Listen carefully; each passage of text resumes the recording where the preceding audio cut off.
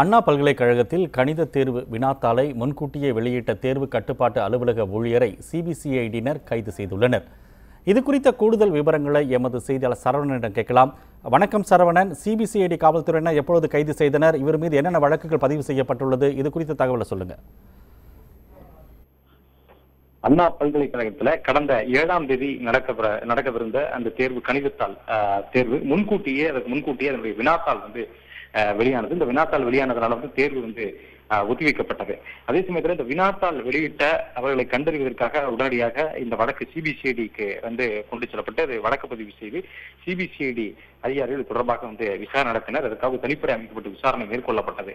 முதற்கட்ட விசாரணையில திருவள்ளூரை சேர்ந்த செல்வகுமார் ஒரு நபரை, திருவள்ளூரை சேர்ந்த சுரேஷ்குமார் என்ற ஒரு நபரையும், அதே போல காஞ்சிபுரத்தை சேர்ந்த ஒரு தனியார் பொறியியல் கல்லூரி மாணவரையும் கைது செய்தார்கள்.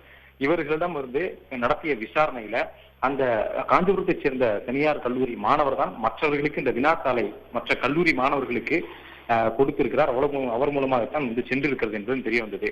அந்த தனியார் கல்லூரி மாணவரை விசாரித்த போது இந்த திருவள்ளூரை சேர்ந்த சுரேஷ்குமாரனுடைய உறவினர் இந்த அண்ணா பல்கலைக்கழகத்தில் உள்ள தேர்வு கட்டுப்பாட்டு அலுவலகத்தில் ஒரு பெண்மணி பணிபுரிந்து வருகிறார். அவர் சுரேஷ்குமாரனுடைய உறவினர் என்பது தெரிய வந்திருக்கிறது. சுரேஷ்குமாரிடம் மீண்டும் நடத்தப்பட்ட விசாரணையில காஞ்சனா என்ற ஒரு பெண் ஊழியர் தான் இந்த தேர்வு கட்டுப்பாட்டு அலுவலகத்துல பணிபுரிந்து வரக்கூடியவர் என்பதும் தெரிய வந்திருக்கிறது. அவர் ஒப்பந்த அடிப்படையில அந்த அண்ணா பல்கலைக்கழகத்தினுடைய தேர்வு கட்டுப்பாட்டு அலுவலகத்தில் பணிபுரிந்து வருகிறார். இவர் அங்க வினாத்தாள் இருந்த போது அந்த வினாத்தாளை இவர் தான் எடுத்து சுரேஷ்குமாருக்கு கொடுத்திருக்கிறார். அதன் மூலமாகத்தான் சுரேஷ்குமாரிடமிருந்து அவர் ஒரு பணத்தை ஒரு தொகையை பெற்றுக்கொண்டு அந்த மாணவருக்கு கொடுத்திருக்கார். அந்த மாணவர் மூலமாக பல்வேறு மாவட்டங்களில் இருக்கக்கூடிய இந்த கல்லூரிகளுக்கு, அண்ணா பல்கலைக்கழகத்தினுடைய உறுப்பு கல்லூரிகளுக்கு மாணவர்கள் சென்றடைந்திருக்கிறது அந்த வினாத்தால். இது எல்லாம் விசாரணையிலிருந்து தெரிய வந்திருக்கிறது. ஏற்கனவே இந்த 2 பேர் கைது செய்யப்பட்ட நிலையில தலைமறைவாக இருந்த இந்த பெண் ஊழியர் காஞ்சனாவை தேடி வந்தார்கள். இந்த நிலையில் சென்னையில தலைமறைவாக ஒரு இடத்தில் பதுங்கி இருந்த இந்த பெண் ஊழியர் காஞ்சனாவை தற்போது சிபிசிஐடி அதிகாரிகள் கைது செய்திருக்கிறார்கள். கைது செய்யப்பட்ட இந்த பெண் நீதிமன்றத்திலே ஆஜர்படுத்தப்பட்டு புழல் சிறையில் அடைக்கப்பட்டிருக்கிறார்.